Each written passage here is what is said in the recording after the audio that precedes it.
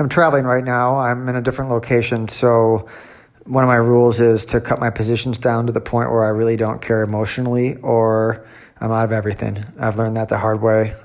I don't think everyone has to always do it that way. You can have stops or whatever you want, but you have a shitty trip and it ruins your time if all of a sudden you're worrying about your position. So it's not worth it. So that's one thing I've actually started obeying after some pain.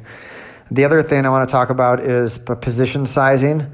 And I think when you're thinking about how you're going to size your positions, you need to think about another thing alongside of it, which is your time frame.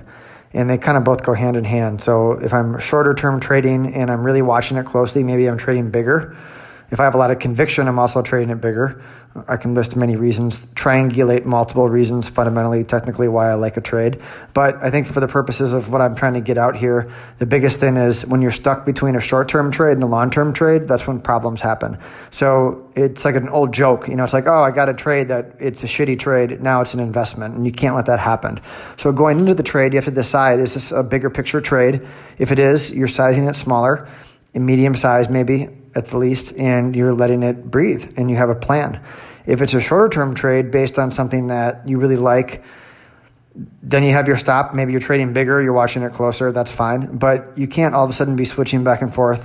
It's like, I think I'm going to hold on to these now. They're doing pretty well. And you start making up reasons why your trade is now a great investment. And that wasn't really your plan. It doesn't work so well. So I would advise against doing that.